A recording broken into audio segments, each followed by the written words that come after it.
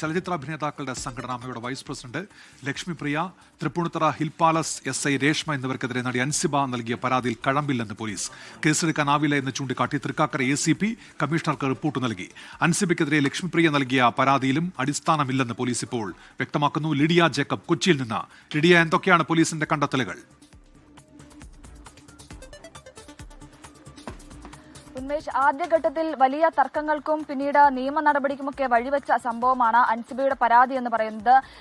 ലക്ഷ്മിപ്രിയ, അതായത് അമ്മ vice president ലക്ഷ്മിപ്രിയയ്ക്കും ഒപ്പം തൃപ്പൂണിത്തുറ വനിതാ സെല്ലിലെ SI രേഷ്മയ്ക്കുമെതിരെയാണ് അൻസിബ പരാതി നൽകിയിരുന്നത്.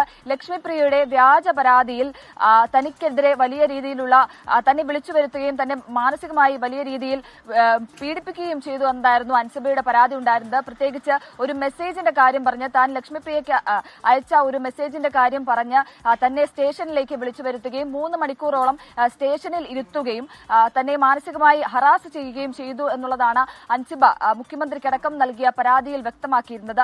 അതിലാണ് ആ പരാതിയിൽ കഴമ്പില്ല എന്നുള്ളതാണ് പോലീസ് ഇപ്പോൾ വ്യക്തമാക്കിയിരിക്കുന്നത്.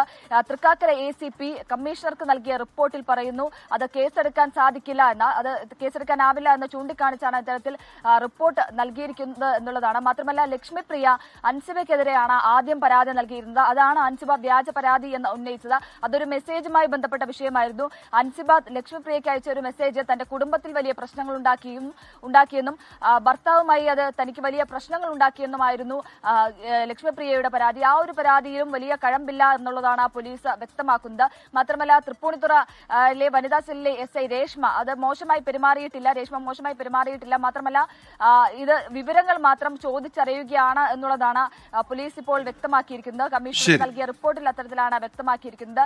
എന്തായാലും കേസെടുക്കാനാവില്ല എന്നുള്ളതാണ് നിലവിൽ ACP കമ്മീഷണർക്ക് നൽകിയ റിപ്പോർട്ടിൽ വ്യക്തമാക്കുന്നത്.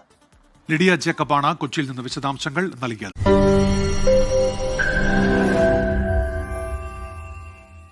ലോകത്തെവിടെയായാലും ഏത് സമയത്തും 24 വാർത്തകളും ഓഗ്മെന്റഡ് റിയാലിറ്റി പാക്കേജുകളും എക്സ്പ്ലെയിനറുകളും വിശദമായി കാണാൻ ഞങ്ങളുടെ YouTube ചാനൽ നിങ്ങൾക്ക് സബ്സ്ക്രൈബ് ചെയ്യാം.